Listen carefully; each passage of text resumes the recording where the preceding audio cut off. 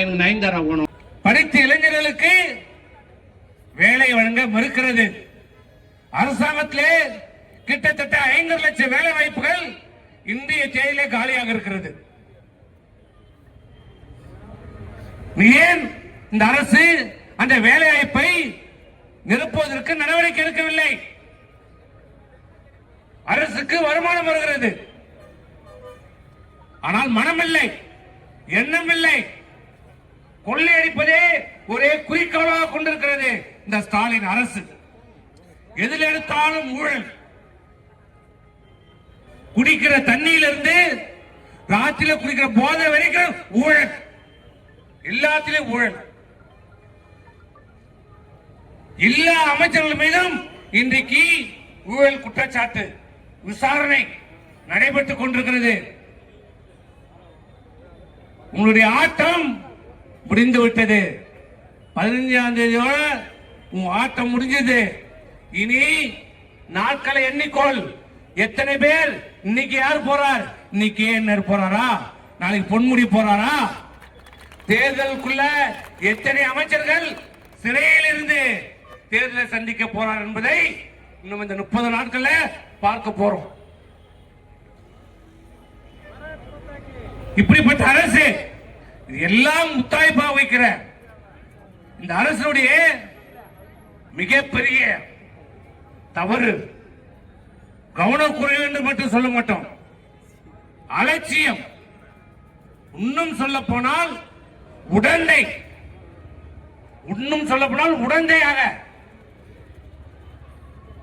அவர்களுக்கு ஊக்குவிக்கும் வகையிலே இன்றைக்கு தமிழகத்திலே 5 ஆண்டு காலம் தமிழ்நாடு வளர்ச்சி அடைந்ததோ இல்லையோ, விலைவாசி குறைந்ததோ இல்லையோ, வேலை வாய்ப்பு கிடைத்ததோ இல்லையோ, பள்ளி மாணவருடைய பிரச்சனை தீர்ந்ததோ இல்லையோ, ஆனால் தமிழ்நாட்டிலே ஒன்று மட்டும் வளர்ந்திருக்கிறது, வளர்ச்சி அடைந்திருக்கிறது, பெருகி இருக்கிறது. என்ன என்றால் போதை கலாச்சாரம், கஞ்சா விற்பனை, போதை பொருட்களுடைய விற்பனை.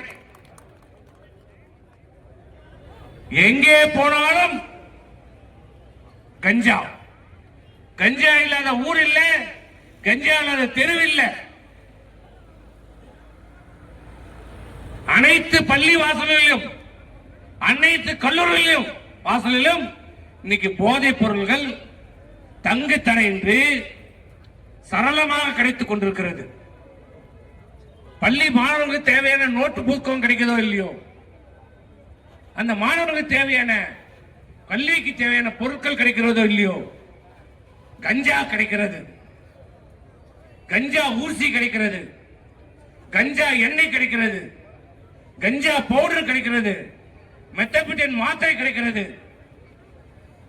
அரசு மருத்துவமனையில் இருக்கிற அனைத்து மருந்துகளும் போதை மாத்திரைகளாக மாற்றப்பட்டு சந்தையிலே, வெளி சந்தையிலே கிடைக்கிறது. மருத்துவமனையில ஊசி இல்ல, காய்ச்சல் போன மருந்து இல்ல, ஊசி இல்ல, டாக்டர் இல்ல, நர்ஸ் இல்ல, கட்டுக்கட்டவை இல்ல, ஆனா கஞ்சா இருக்குது. இதுதான் அந்த ஆட்சியினுடைய லட்சணம். இதனால் என்ன ஆகிறது? இளம் சமுதாயம், ஒரு சமுதாயமே இன்றைக்கு சீரழித்து இருக்கிறது இந்த அரசு. இந்த 5 ஆண்டு காலத்திலே இந்த திராவிட முன்னேற்ற கழக அரசு ஆட்சியினுடைய கையாளாக தனத்திலே, பொறுப்பேற்ற தனத்திலே,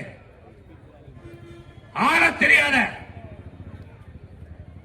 ஒரு ஆள் இன்றைக்கு ஒரு தலைமுறை இன்றைக்கு போதை பழக்கத்திலே சீரழிந்து போயிருக்கிறது. இதனால் என்ன இருக்கிறது? இன்னைக்கு போதையால், கஞ்சா போதையால் இன்னைக்கு எங்கே பார்த்தாலும் கொலை, கொள்ளை, கற்பழிப்பு. கற்பழிப்பு என்றால் முன்னெல்லாம் சாதாரண எங்கேயோ அங்க ஒன்று இங்க ஒன்றும் யாரோ இருட்டில் போனா கத்தின் போறது கற்பழி. இப்ப 5 பேர் சேர்ந்து கற்பழித்தார்கள், 10 பேர் சேர்ந்து கற்பழித்தார்கள். கஞ்சா போதிலே என்ன செய்கிறோம் என்று தெரியாமல் எல்லோரும் சொன்னது போல 2 வயது குழந்தையை கற்பழித்து கொலை. நாடு எங்கே போய் கொண்டிருக்கிறது? 4 நாட்கள் முன்னால 70 வயது முதியவரை கல்லை தூக்கி போட்டு கொலை செய்துவிட்டு அவருடைய வயதான மனைவியை நிர்வாணமாக ஒருவன் கல்லை தூக்கி கொலை செய்துவிட்டு கற்பழித்திருக்கிறான். கேட்டால் கஞ்சா போதை. இன்றைக்கு வேலைக்கு செல்கிற பெண்களுக்கும் பாதுகாப்பு இல்லை. தெருவிலே செல்கிற நடமாடுகிற பெண்களுக்கும் பாதுகாப்பு இல்லை. பள்ளிக்கு செல்கிற மாணவிக்கும் பாதுகாப்பு இல்லை. பிறந்த குழந்தைக்கும் பாதுகாப்பு இல்லை. வீட்டில் இருக்கிற பெண்களுக்கும் பாதுகாப்பு இல்லை. இதுதான் இந்த ஆட்சியுடைய லட்சணம். காவல்துறை என்ன செய்து கொண்டிருக்கிறது? இந்த 5 ஆண்டு காலம் என்ன செய்து கொண்டிருக்கிறது? கருணாநிதி குடும்பத்திற்கு சேவையாற்றிக் கொண்டிருக்கிறது. ஏவலாளியாக பணியாற்றிக் கொண்டிருக்கிறார்கள். நாட்டு மக்களை பற்றி கவலை இல்லை. அவருடைய கவலை உதயநிதி எழுந்து விட்டாரா, பல் விளக்கினாரா, கிளம்புறாரா, இன்னைக்கு அந்த வீட்டுக்கு போறாரா, இந்த வீட்டுக்கு போறாரா, இல்ல முதலமைச்சர் எங்க போகிறார், அவர் மனைவி எங்க போகிறார், இதுதான் அவருடைய கவலை. கனவு காணுங்க சொன்னார். இவர் அதை விட ஒரு படி மேல போய் உங்கள் கனவை சொல்லுங்கள், உங்க கனவை சொல்லுங்க. இவர் நிறைவேற்ற. ஆமா, எனக்கு நயன்தாரா போனோம், இவர் கனவை நிறைவேற்றுறா. கனவு காணுங்க சொன்னார். இவர் அதை விட ஒரு படி மேல போய் உங்கள் கனவை சொல்லுங்கள், உங்க கனவை சொல்லுங்க. இவர் நிறைவேற்ற. ஆமா, எனக்கு நயன்தாரா போனோம், இவர் கனவை நிறைவேற்றுறா. நாட்டு மக்களை பற்றி அவர்களுக்கு எந்த ஒரு முதலமைச்சர் இன்றைக்கு நாம் பெற்றிருக்கிறோம். அப்புறம் எப்படி காவல்துறை செயல்படும்? ஒரு டிஜிபியை நியமிக்க முடியவில்லை அரசாங்கத்தால். இன்னைக்கு உச்சநீதிமன்றம் தலையிட்டதால் இப்போ 20ஆம் தேதி இவங்களுக்கு ஒன்றும் சம்பந்தம் கிடையாது. இவர் போயிட்டார். இனிமேல் இவருக்கு டேபிள் துடைக்கிற வேலை கூட கிடையாது. உங்களுக்கு ஏற்கனவே பொம்மை, இப்ப டம்மி. அவ்வளவுதான்.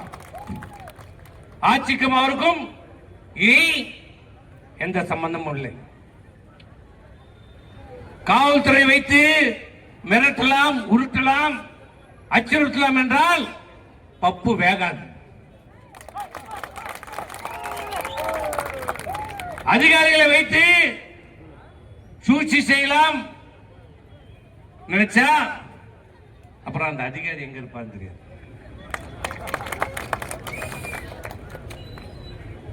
அதிகாரிகள் தெரியும்.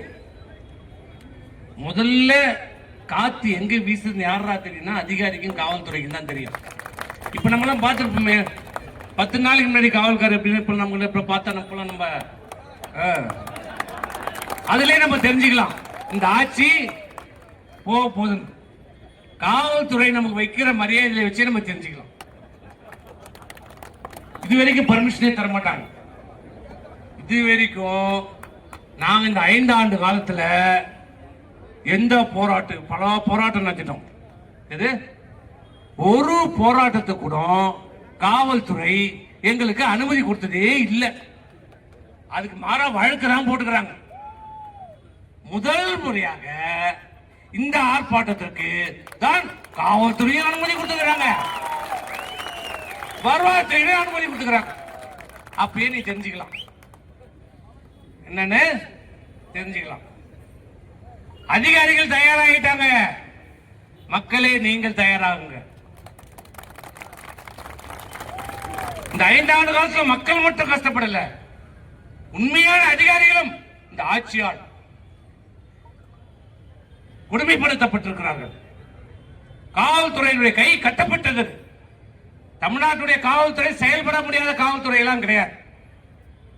எங்க அம்மாவுடைய ஆட்சியில் சட்டம் ஒழுங்கை காப்பாத்தல, இப்படியா இருந்தது. அதே காவல்துறை தான் ஏன் இப்ப செயல்பட முடியல? அவர்கள் செயல்பட அனுமதிக்கப்படவில்லை. அதுதான் காரணம்.